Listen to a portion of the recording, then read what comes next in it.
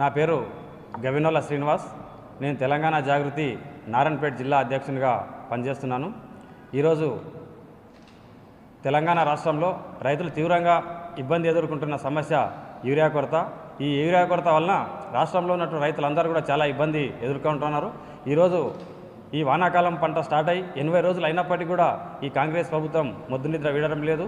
ఇక్కడ యూరియా కొరత వల్ల రైతులు మళ్ళీ పాత రోజుల్లాగే రోడ్లపై వచ్చి ధర్నాలు చేస్తున్నారు, ఆందోళనలు చేస్తున్నారు, క్యూ లైన్లో నిలబడుతున్నారు, వాళ్ళ యొక్క చెప్పులు లైన్లో పెడుతున్నారు, ఆధార్ కార్డు లైన్లో పెడుతున్నారు. ఈ విధంగా తీవ్రమైన ఇబ్బందులు ఎదుర్కొంటూ చాలా ఇబ్బంది పడుతున్నారు రైతులు. కాబట్టి వెంటనే కాంగ్రెస్ ప్రభుత్వం ఈ యొక్క కొరతను తీర్చాల్సిన అవసరం ఉన్నది. అదేవిధంగా ఈరోజు కాంగ్రెస్ పార్టీ అధినాయకురాలు ప్రియాంక గాంధీ గారు పార్లమెంట్లో ధర్నా చేస్తూ ఇక్కడ యూరియా కొరత తీవ్రంగా ఉంది, ఈ యూరియా కొరత బీజేపీ పాలిత రాష్ట్రాల్లో ఉన్నటువంటి ప్రభుత్వాలకు యూరియా ఇస్తున్నారు, మరి ఇక్కడ ఎందుకు ఇవ్వడం లేదని వాళ్ళు ధర్నా చేస్తూ ఉన్నారు.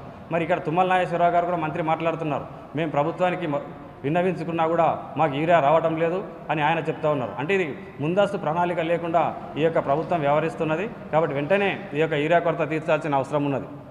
అదేవిధంగా ఈ ప్రభుత్వానికి వ్యవసాయంపై ఏమాత్రం చిత్తశుద్ధి లేదు. గతంలో 10 సంవత్సరాలు బీఆర్ఎస్ పార్టీ అధికారంలో ఉన్నప్పుడు 2 నెలల ముందుగానే ఒక ప్రణాళిక వ్యవసాయ శాఖ ద్వారా తయారు చేయించి రైతులందరికీ కూడా అందుబాటులో ఉంచేటటువంటి పరిస్థితి ఉండే. ఈ గజ్వేల్లో ఉన్నటువంటి ఈ యొక్క రాక్ పాయింట్లో 21,000 నుండి 28,000 మెట్రిక్ టన్నుల యూరియాను సిద్ధంగా ఉంచేది. కానీ ఈ సంవత్సరం ఈ వర్షాకాలం స్టార్ట్ అయ్యి 80 రోజులు అయినప్పటికీ కూడా కేవలం 4,800 మెట్రిక్ టన్నుల యూరియాను మాత్రమే సరఫరా చేసినటువంటి పరిస్థితి ఉంది. కాబట్టి వెంటనే ప్రభుత్వం చర్య తీసుకొని తప్పకుండా ఈ రైతులకు ఈ యొక్క యూరియా సరఫరా చేసి ఆదుకోవాల్సిన అవసరం ఉన్నది. ఎందుకంటే గ్రామాల్లో కూడా మేము తిరుగుతూ ఉన్నాము, గ్రామాల్లో చూస్తూ ఉన్నాం. అక్కడ కృత్రిమంగా బ్లాక్ మార్కెట్ సృష్టించి 40 కేజీల యూరియాని 249 రూపాయలకి ఇవ్వాల్సి ఉండగా దళారులు మరియు అక్కడ వ్యాపారులు కూడా కుమ్మక్కై యూరియా ధరను పెంచి రైతులు ఇబ్బంది గురి చేస్తూ ఉన్నారు.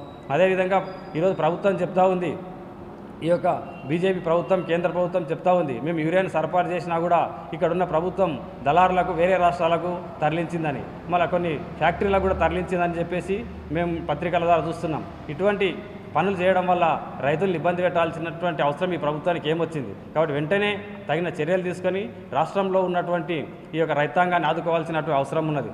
అదే గతంలో బీఆర్ఎస్ ప్రభుత్వం 10 సంవత్సరాల్లో రైతులకు ఎటువంటి ఇబ్బంది రాకుండా ఈ యొక్క యూరియా కొరత లేకుండా రైతులను ఆదుకున్నటువంటి సందర్భం తెలంగాణ సమాజం మొత్తం చూసింది. కాబట్టి వెంటనే ఈ చర్యలు కన్నా తీసుకుని రైతులను ఆదుకోకపోతే తెలంగాణ జాగృతి తరపున జిల్లా కేంద్రాల్లో మండల కేంద్రాల్లో మేము తప్పకుండా రైతుల తరపున ధర్నాలు చేయాల్సి ఉంటుంది, రైతుల తరపున పోరాడతామని కూడా ఈ సందర్భంగా ప్రభుత్వాన్ని హెచ్చరిక జారీ చేస్తూ ఉన్నాం.